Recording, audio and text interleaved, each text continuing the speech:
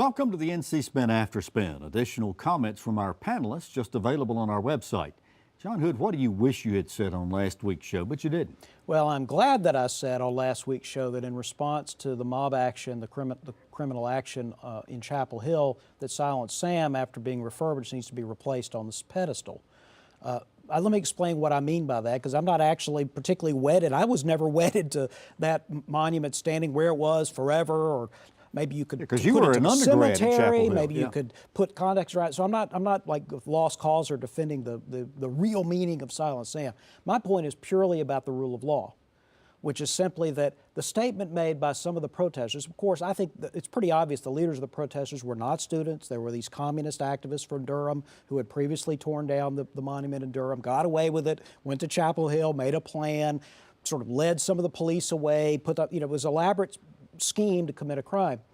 The claim they made and others made afterwards was, well, we tried to convince the administration or the legislature to do what we want, and they wouldn't do it, and so we were left with no alternative.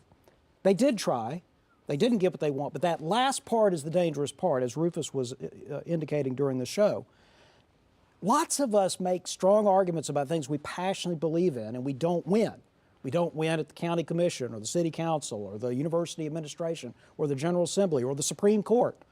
You can't respond to that by saying, my cause is so obviously just that I can take the law into my own hands. That is not, it has nothing more to do about the Civil War monuments. It is a fundamental principle that is being violated. It's not the same as civil disobedience. With civil disobedience, what you say is the law is unjust. I'm going to break the law. I'm going to take my lumps. I'm going to accept the punishment because my purpose is to illustrate the injustice of the law. This was not that. This was crime that they expected to get away with. Backstop me on this.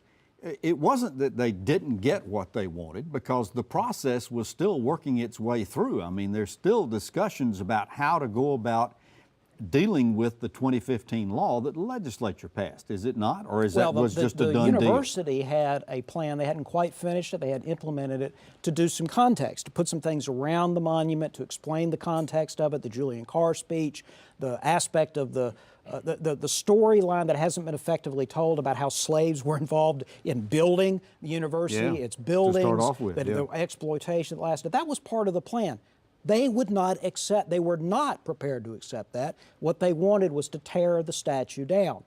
No one was going to do it. They decided to take the law into their own hands. What I'm genuinely concerned about is if there isn't consequences, there weren't any consequences at Durham, which is one reason why this happened. It's going to happen If there's no again. Consequences, there are going to be other things that happen in Raleigh and Charlotte and other places. Somebody's going to get hurt. We need to stop it right now with a clear message.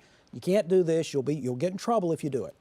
Well, thanks for watching the After Spin. We'll have more video all during the week on ncspin.com.